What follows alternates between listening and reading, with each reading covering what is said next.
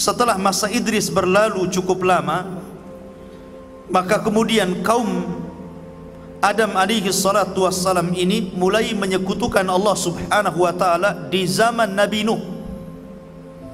Disinilah terjadi kesyirikan. Jadi ketika di zaman Nabi Nuh itu ada keluarga saleh yang disebutkan di dalam Al-Quran. Dalam Al-Quran surah Nuh disebutkan bahwa di sana ada orang-orang saleh dan namanya disebutkan dalam Al-Quran. Allah mengatakan, wa qalu la tadharunna alihatakum wa la tadharunna waddan wa la suwa'an wa la yaghutha wa ya'uqa wa nasra. Inilah orang-orang saleh yang digandrungi oleh kaumnya Nabi Nuh. Pertama Wad, kemudian Suwa, kemudian Yaghus, kemudian Ya'uq dan Nasr. Ini satu keluarga, ya. Bapaknya namanya Wad.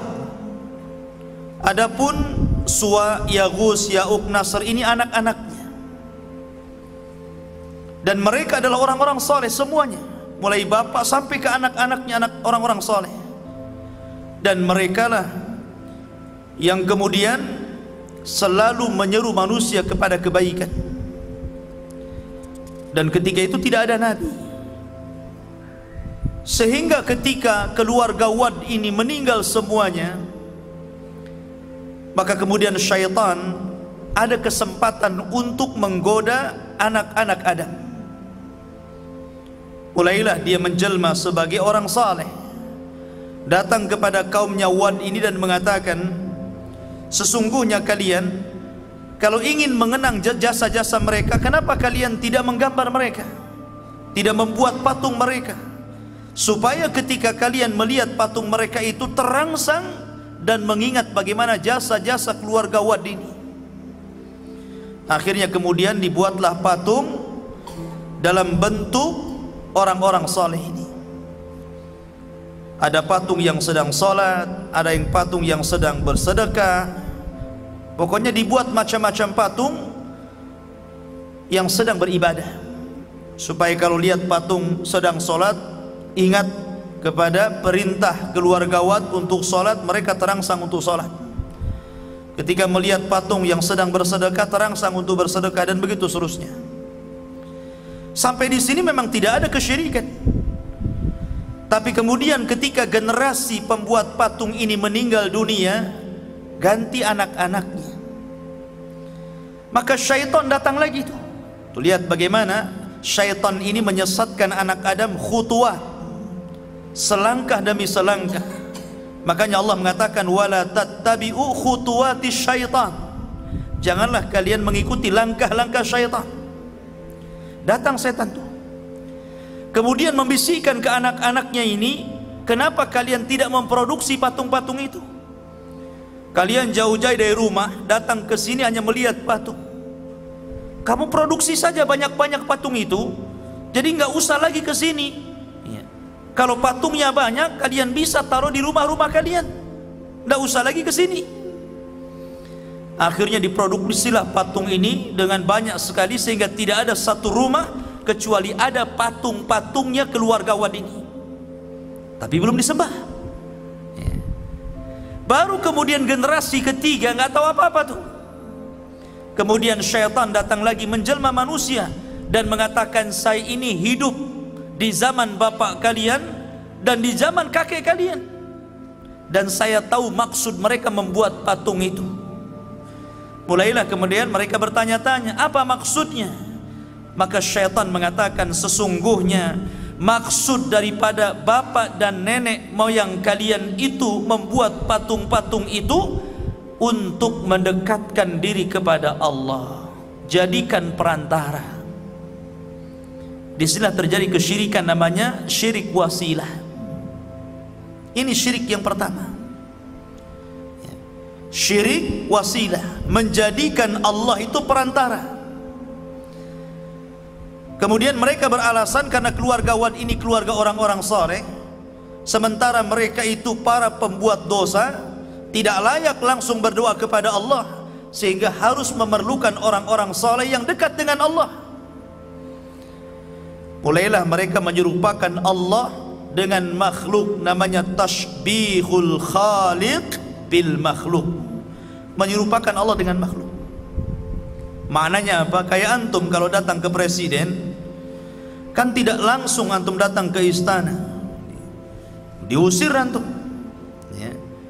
Maka harus ada orang-orang yang dekat dengan presiden lewat ajudannya. Ini menyamakan Allah dengan presiden, ikhwan. Tidak sama. Laisa kamitslihi syai'un wa huwas samiul basir. Maka terjadilah kesyirikan di mana-mana. Mulailah mereka menyembah patung. Dan di sini berhasil syaitan menyesatkan anak-anak Adam dalam bab akidah. Lah ketika kemudian manusia mulai menyimpang akidah mereka, maka Allah Subhanahu wa taala mengutus seorang rasul yang namanya diabadikan dalam Al-Qur'an, bahkan dijadikan satu nama dalam Al-Quran, Suratun Nuh. Rasul pertama yang diutus Allah namanya Nuh alaihi salatu wassalam. Ini rasul pertama. Sebelumnya belum ada rasul. Sebelumnya para nabi saja, Idris, Syith, Adam, ini nabi.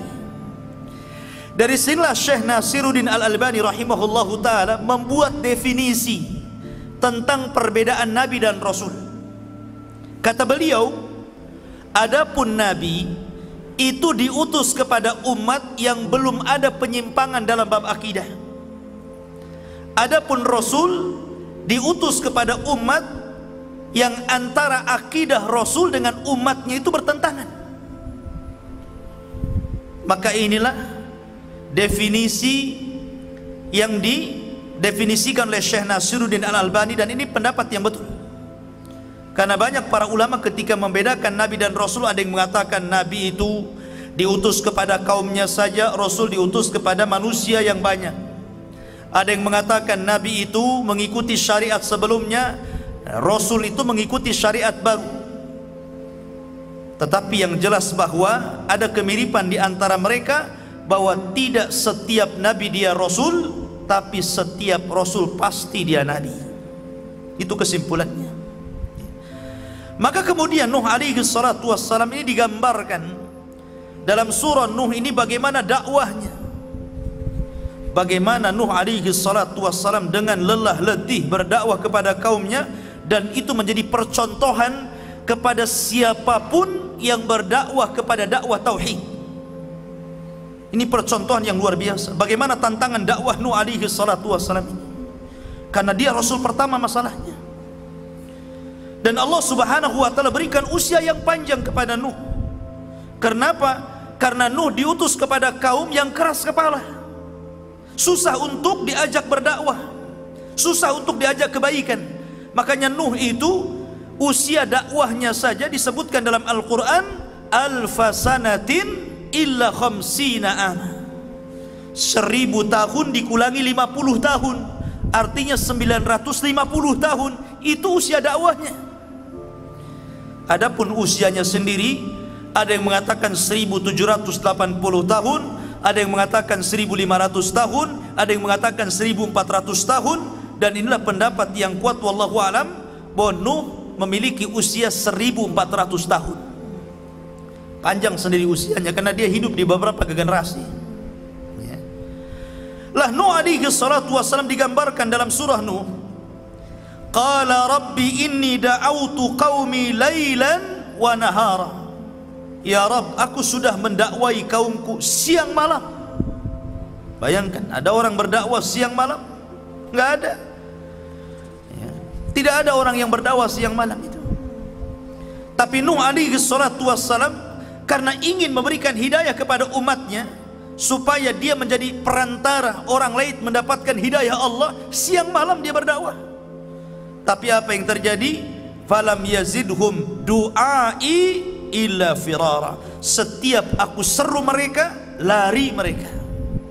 Lebih parah lagi, wa inni kullama da'autuhum litaghfira lahum ja'alu asabi'ahum fi adhanihim wastaghshaw thiyabahum wa asarru wastakbaru istikbara.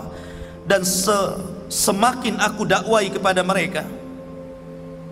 Jadi Nuh ini kalau berdakwah, umpamanya lewat kaumnya, dia berdakwah, mengajak manusia ke jalan Allah. Apa yang mereka lakukan?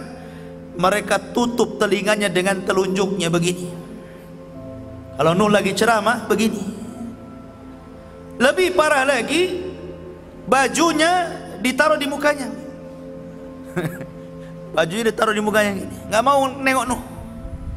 Coba kalau seandainya antum lagi saya ceramai kayak gitu, wassalam saya kan, pergi saya, ayo ceramah sama antum, ya kan? Orang ceramah begini coba.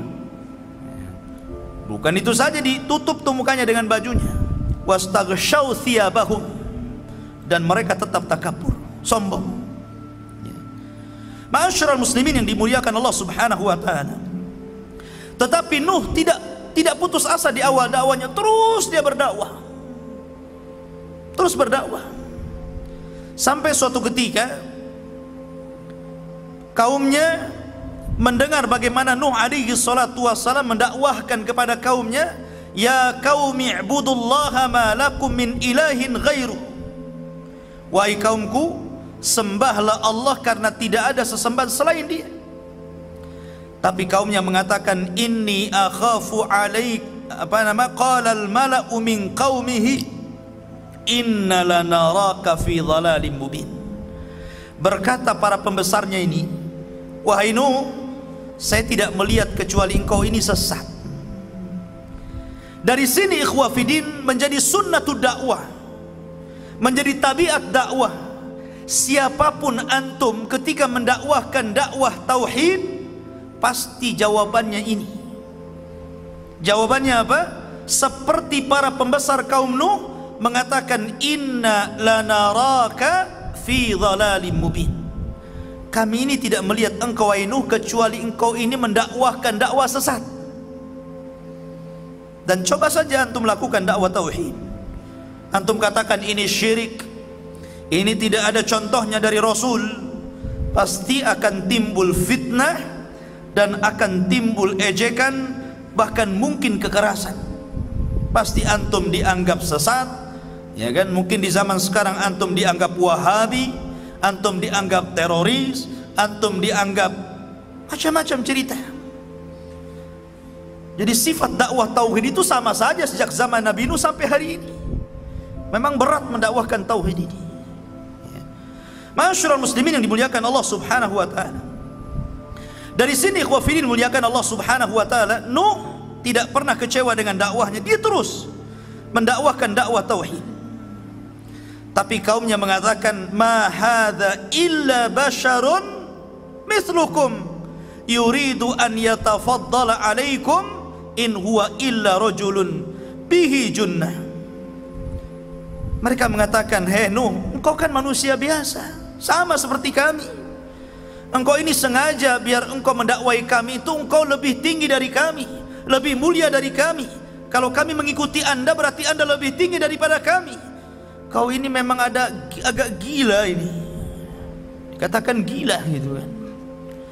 Jadi wajar kalau seandainya pendakwah tauhid digila-gilakan, itu wajar.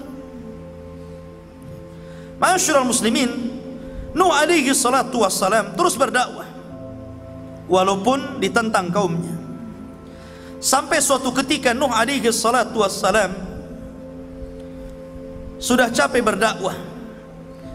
Bahkan ketika kaumnya kemudian berusaha untuk merayu Nuh alaihi salatu wassalam dengan mengatakan, anu'minu laka wattaba'akal ardhalun, apakah kami harus beriman kepadamu wahai Nuh, sementara yang mengikuti engkau itu adalah orang-orang rendah.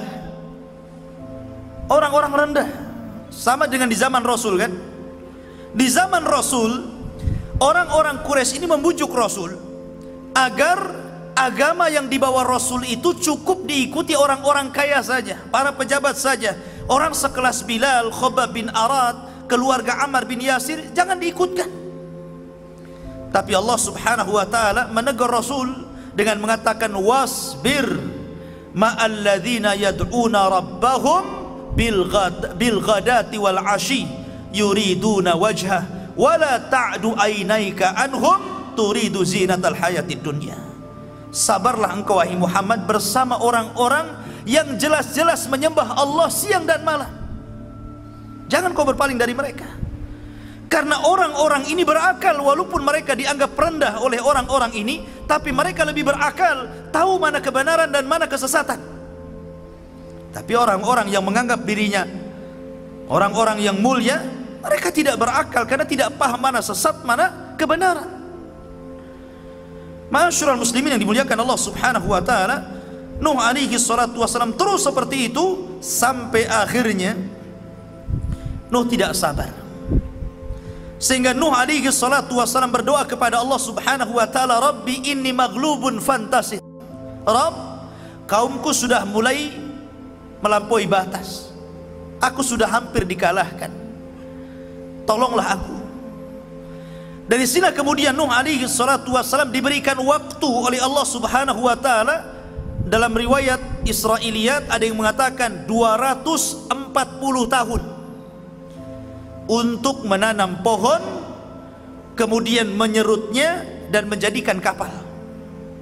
Jadi 100 tahun nanam pohon, 100 tahun menebang dan menyerutnya, 40 tahun membuat kapalnya. Jadi dari biji itu buat kapal itu ya, disiramin sampai 100 tahun udah pohonnya udah gede, ditebang, diserutin sampai 100 tahun baru dirancang sebuah kapal 3 tingkat ya, 3 tingkat. Karena tingkat yang paling bawah khusus binatang-binatang yang ganas, binatang-binatang harimau gitu kan. Tentu harimau zaman dulu kan besar ya, karena orangnya juga tinggi-tinggi. Kalau harimaunya sekecil ini dianggap kucing, ya kan? Orangnya gede-gede, harimaunya segede gini. Yang sekarang kita lihat ya nggak takut sama harimau, mungkin dimain-mainin kayak kucingnya. Ya harimaunya juga gede lah ya.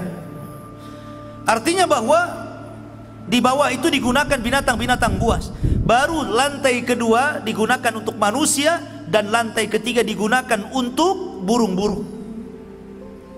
Dirancang seperti itu ya. Maka Nuh mulai mengikuti perintah Allah. Ketika Nuh alaihi salatu wassalam mulai membuat kapal, Nuh membuat kapal di tengah padang pasir, nggak ada lautan, nggak ada sungai. Maka orang-orang mengatakan, Nuh ini gila, buat perahu di tengah padang pasir. Akhirnya kemudian, tapi Nuh tidak peduli dengan mereka, tetap saja dia membuat perahu. Sampai akhirnya Allah mengatakan, nanti kalau seandainya azabku sudah kukirim, maka nanti ada tanur. Tanur itu tempat tungku-tungku yang keluar api. Nanti kalau itu tungku-tungku itu keluar api, maka masuklah kalian semuanya, karena disitulah permulaan azab Allah Subhanahu wa ta'ala. Makanya kemudian Allah Subhanahu wa ta'ala memerintahkan Nuh alaihi salatu wassalam untuk membawa binatang-binatang berpasang-pasangan, seperti umpamanya kambing berpasang-pasangan, unta pasang-pasangan. Pokoknya binatang-binatang disuruh untuk memasukkan berpasang-pasangan, supaya ada generasi, Lah ketika Nuh alaihi salatu wassalam memulai kemudian dimasukkan ke dalam kapal, dan pengikut Nabi Nuh tidak banyak. Ada yang mengatakan 20 orang, ada yang mengatakan 40 orang, dan yang paling banyak pendapat 80 orang. Ada yang mengatakan 20 tahun sekali baru dapat pengikut. Luar biasa kan dakwahnya. 20 tahun sekali baru dapat 1 pengikut. Dan ini menunjukkan bahwa keberhasilan orang berdakwah itu bukan karena ramainya orang-orang yang mengikuti, bukan karena sedikitnya pula orang yang mengikuti, tapi suksesnya dakwah itu menyampaikan kebenaran. Soal orang ikut tidak, itu terserah dia. Karena kita ini sebagai dai hanya menyambungkan hidayah Allah kepada mereka. Kita ini wasilah yang mengantarkan hidayah Allah kepada orang yang kita dakwahi. Karena kita tidak memiliki hidayah, sehingga tidak banyak ya, walaupun sekarang ada dai yang ribuan gitu kan, bukan hanya di dunia nyata, sampai kepada dunia maya gitu kan. Bukan berarti menunjukkan bahwa dakwahnya benar, tidak. Karena dakwah benar itu ketika menyampaikan tauhid. Itulah dakwah yang hak. Makanya ketika Rasul dikisahkan dalam sebuah riwayat, beliau pernah dimimpikan berada di padang mahsyar, kemudian melihat ke arah kiri ada kaum yang sangat banyak. Kemudian Rasul mengatakan, fadhanantu annahum ummati, aku sangka itu umatku. Kata malaikat, bukan, itu umatnya Musa. Kemudian Rasul mengarah lagi ke arah kanan, dilihatnya ada umat yang lebih banyak daripada Musa. Maka malaikat mengatakan, nah itu baru umatmu. Kemudian malaikat mengatakan, dari umatmu ada 70.000 yang masuk surga tanpa hisab dan azab. Kemudian dalam riwayat itu disebutkan, aku melihat Nabi yang hanya pengikutnya 2, bahkan sama sekali ada Nabi yang tidak punya pengikut. Apa kita katakan gagal dakwahnya? Tidak. Mereka sudah menyampaikan kebenaran, tapi hidayah milik Allah. Ma'asyiral muslimin dimuliakan Allah Subhanahu wa taala, maka ketika semua sudah masuk ke dalam perahu, maka Allah datangkan azabnya, tufan. Allah gabungkan faltaqal ma ala amrin qad qudir, artinya Allah turunkan hujan berhari-hari, kemudian Allah pancarkan air dari dalam perut bumi. Jadi digabungkan tuh air langit dengan air bumi tuh. Kemudian menjadi sebuah tsunami besar yang ditiup oleh angin, tufan. Nuh ini punya 4 anak. Pertama Yam, atau Israiliyat menyebutnya Kan'an.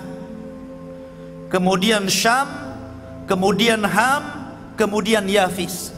Ini putra-putra Nuh. Dari putra-putra Nuh ini yang beriman 3, Syam, Ham, dan Yafis. Yang kafir 1, ikut ibunya kafir, namanya Yam, atau disebut atau dikenal dengan Kan'an. Kan'an ini yang ngikutin ibunya. Makanya Allah Subhanahu wa taala menyebutkan, wa daraballahu mathalan lilladzina kafaru imra'ata nuhin wa imra'ata lut. Dan Allah mempermisalkan kepada orang-orang kafir 2 wanita kafir, padahal dua-dua wanita ini adalah istri dari hamba-hamba Allah yang soleh. Dua-duanya istri Nabi, ya kan? 1 istrinya Nuh dan 1 istrinya Lut. Keduanya kafir, dan kedua-duanya diadab Allah Subhanahu wa taala, dan kedua-duanya masuk ke dalam neraka dan dikekalkan di dalamnya. Yam ini ikut ibunya. Tapi seorang bapak, ikhwan, tidak mau anaknya celaka. Bagaimanapun tetap seorang bapak masih ada perasaan sayang kepada anaknya. Ketika mulai banjir tuh, ya, maka orang-orang berusaha naik ke tempat yang tinggi, tapi air itu mengejar mereka. Makanya Nuh mengatakan, irkam ma'ana, naik ke perahu. Tapi Yam gak mau, tetap dia mengatakan, sa'awi ilal jabal. Oh enggak, saya akan naik ke atas bukit, katanya. Air ini tidak akan menyentuh saya. Kata Nuh alaihi salatu wassalam, ini adab, tidak ada yang menyelamatkan siapapun. Tapi ketika kemudian Allah Subhanahu wa taala mengatakan, innahum laisa min ahlik, innahu laisa min ahlik, dia bukan keluargamu lagi wahai Nuh, sudah berangkat saja. Akhirnya kemudian ditinggalkan keluarganya. Maka ketika kemudian betul-betul adab Allah itu datang, maka tidak ada manusia yang hidup, anak-anak, laki-laki, perempuan, orang tua, semuanya mati. Semua binatang mati, semua manusia mati. Tidak ada yang hidup satupun, kecuali orang-orang yang di perahunya Nabi Nuh. Makanya Nabi SAW sering mengistilahkan as-sunnatu kasafinatin Nuh.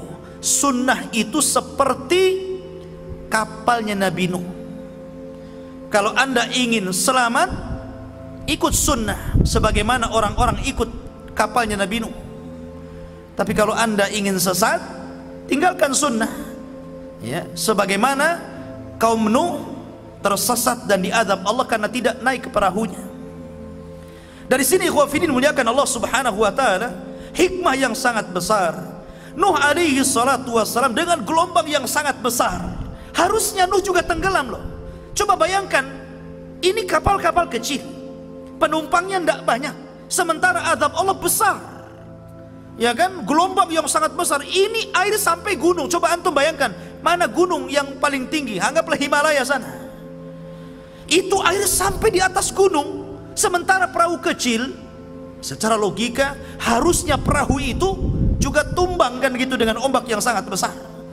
Tapi Allah Subhanahu wa ta'ala yang membuat banjir dan gelombang, dan Allah pula yang memerintahkan Nuh untuk membuat perahu dan naik di atas perahu, sehingga semua skenario Allah Subhanahu wa ta'ala. Maka Nuh alaihi salatu wassalam berdoa dalam kapal itu agar diselamatkan, ya. Maka Allah mengatakan, fa anjainahu wa ahlahu minal karbil azim. Kami selamatkan Nuh dan keluarganya dari azab yang sangat luar biasa ini, yang sangat besar. Masyarul muslimin yang dimuliakan Allah Subhanahu wa ta'ala, ada kisah-kisah khurafat Israiliyah, tapi terkadang perlu diceritakan juga, biar kalau ada seorang dai menceritakan kisah ini, oh antum tahu ini khurafat. Jadi selama kapalnya Nabi Nuh ini berada di atas gelombang, rupanya dalam kapal itu ada tikus. Tikus ini disebutkan dalam hadis Rasul apa? Fawasik, kan? Binatang termasuk fawasik, binatang yang fasik karena suka mencuri. Tikus kan banyak jenisnya ya, ada tikus gede, tikus got, kan? Ada curut, ada apalah kan begitu. Dan tikus itu suka nyuri biasanya, grogoti makanan tengah malam. Itulah kerjanya tikus. Makanya salah satu binatang yang boleh dibunuh adalah tikus. Antum jangan melihara tikus. Ustadz, putih bagus, hamster katanya. Nggak ada, mau hitam, mau putih, mau kuning, bunuh. Apain antum melihara binatang yang disuruh dibunuh? Aneh orang sekarang ini. Ada binatang suruh dibunuh, contoh ular, dipelihara, tidur sama ular. Enggak gila dia kan gitu. Nabi suruh bunuh, dia pelihara pula. Jadi tikus ini suka nyuri. Jadi makanan yang di dalam kapal itu, ya kan, itu dihabisi sama tikus saja. Sementara Nuh tidak tahu sampai kapan kapal itu akan bersandar. Artinya sampai kapan banjir itu akan surut. Maka Nuh alaihi salatu wassalam berdoa supaya tikus ini tidak nyuri lagi. Maka Allah mengilhamkan kepada harimau untuk bersin keluar dari telinganya kucing, dari hidungnya kucing. Haci, keluar kucing. Tommy and Jerry, ya. Akhirnya kejar-kejaran lah dalam perahu itu kan, tikus sama kucing. Akhirnya nggak berani lagi itu, tikus nyuri. Ini kisah khurafat Israiliyah, nggak usah diceritakan. Karena masyarakat kita ini kalau diceritakan begini langsung percaya saja. Apalagi cerita orang Syiah, ya. Orang Syiah itu kan pandai khurafat, bahwa Ali ini selalu mengeluarkan cairan madhi. Kata Ali radhiyallahu an, kuntu rajulan madzaan. Aku ini seorang laki-laki yang suka mengeluarkan air madhi. Maka kemudian karena kedudukanku dengan Rasul ini sangat dekat, aku ini kan suami daripada putrinya, malu kalau aku bertanya tentang ini kepada Rasul. Akhirnya kemudian dia meminta Miqdad ibn Aswad untuk bertanya kepada Rasul tentang apa yang dialami Ali. Dan antum tahu perbedaan madhi, wadhi, mani, ya kan? Kalau wadhi, antum capek kencing keluar kental, itu namanya wadhi. Capek kencing kok ada cairan kental, namanya wadhi. Kalau orang kemudian menghayal ingin melakukan hubungan seksual, atau seorang suami baru mulai muqaddimah untuk melakukan hubungan, sudah terangsang kemudian keluar cairan kental, itu namanya madhi. Kalau mani antum paling paham, nggak usah diceritain, ya. Jadi madhi ini seolah-olah apa? Cairan yang keluar karena menghayal untuk melakukan hubungan, itu namanya madhi. Hadis ini sahih, ya. Cuman dibuat khurafat sama orang Syiah. Dikatakan apa? Lihat bagaimana Ali itu luar biasa, memiliki apa? Nafsu terhadap wanita. Nafsu seksualnya itu tinggi sekali. Sampai-sampai Fatimah kewalahan katanya. Rupanya Fatimah ini melapor kepada Rasul. Ini cerita khurafatnya nih. Ya Rasulullah, aku sudah tidak tahan melayani suamiku. Kata Nabi SAW, ya, karena Ali itu aku berikan 1 tongkat. Makanya kemudian kalau ada jamu, ya, dan itu untuk kuat, biasanya mereknya apa? Tongkat Ali, kan? Itu khurafatnya Syiah tuh. Ya. Akhirnya kemudian Fatimah mengatakan, lah, kalau Ali dikasih tongkat, kasih juga lah saya, katanya. Maka oleh Rasul dikasihlah rumput. Antum tahu rumput? Ya. Dikasih rumput nih, katanya. Jadilah rumput Fatimah, kacek Fatimah, katanya. Ini khayalan orang Syiah coba. Alasannya apa? Karena Ali ini keluar Nabi. Hadis ini sahih. Kenapa udah dibawa khurafat ceritanya? Gitu kan? Nah, jadi banyak kisah-kisah khurafat nggak perlu didengarkan. Kita ini mengacu kepada riwayat-riwayat yang sahih saja. Jadi intinya bahwa Nuh alaihi salatu wassalam kemudian disurutkan dan bersandar di mana? Nuh bersandar di Irak. Di satu bukit namanya Judi. Di sini Allah selamatkan Nuh alaihi salatu wassalam, dan dari keturunan Nuh ini baru lahirlah umat manusia. Dari keturunan Syam, Ham dan Yafis, maka lahirlah keturunan manusia. Makanya Nuh disebut Abul Bashari Tsani, bapak manusia kedua. Kalau Adam bapak manusia pertama, kalau Nuh bapak manusia kedua. Kenapa? Karena tidak ada manusia kecuali dari keturunan 3 putra Nuh setelah dihancurkan oleh tufan. Syam, Ham dan Yafis. Adapun Syam memang keturunannya Allah utamakan. Dari keturunan Syam ini lahirlah para nabi dan rasul, dan mereka bangsa Arab. Ya. Adapun dari Ham, ya, Ham ini mereka lari ke daerah-daerah apa namanya yang berkulit hitam. Ya, yang berkulit hitam, daerah-daerah Oman, kemudian Somalia, daerah sana lah ya, orang-orang yang hitam-hitam. Itu keturunan Syam. Ya. Afwan, keturunan Ham. Syam ini keturunannya para nabi, orang-orang Arab. Ya. Kemudian Ham ini keturunannya orang-orang yang berkulit hitam. Lah Yafis ini itu keturunannya kita-kita ini. Yafis ini. Jadi bentuknya seperti kita ini. Cuman ada dari keturunan Yafis itu yang semuanya menjadi penduduk neraka. Semuanya jadi penduduk neraka dari keturunan Yafis itu. Jadi kan keturunan Yafis ini banyak, ya. Tapi ada 2 keturunan Yafis itu semua keturunannya masuk neraka, dan jumlah mereka jauh lebih banyak dibandingkan jumlah kita. Siapa? Ya'juj dan Ma'juj, keturunan Yafis. Karena jumlah Ya'juj dan Ma'juj itu 999 dari mereka, 1 dari kita. Jadi 1 banding 999. Kan banyak kan? Ya. Makanya mereka itu kalau muncul, kata Rasul, tidak bisa diperangi, tidak bisa dibunuh. Gimana bisa diperangi? Jumlah mereka banyak. Antum aja dikeroyok 10 orang mati. Gimana antum dikeroyok 999? Mana antum lawannya? Ya kan? Makanya ketika Ya'juj dan Ma'juj kemudian diadab oleh Allah dengan dikirimnya dud. Dud ini belatung, ya. Kemudian masuk di ubun-ubunnya. Satu mati kayak kita matikan gardu listrik, semua padam. Jadi satu mati semua, gitu kan? Bagaimana Allah mengadab Ya'juj dan Ma'juj ini? Maka setiap satu jengkal di bumi semua ada bangkainya. Sampai-sampai Nabi Isa alaihi salatu wasallam berdoa, macam mana cara membersihkan bangkainya ini? Banyak kali, ya. Makanya kemudian berdoa, Allah mengirim burung yang sebesar unta dan mengangkut jasad-jasadnya dilempar ke lautan. Kemudian itu pun belum bersih, masih ada sisa-sisa bangkainya. Kemudian Allah subhanahu wa ta'ala turunkan hujan, akhirnya membersihkan dan kembali tanah itu subur. Inilah diantara secara ringkas kisah Nabi Nuh alaihi salatu wassalam. Subhanakallah bihamdika asyhadu an la ilaha illa anta astaghfiruka wa atubu ilaik. Allah ta'ala alam. Assalamualaikum warahmatullahi wabarakatuh.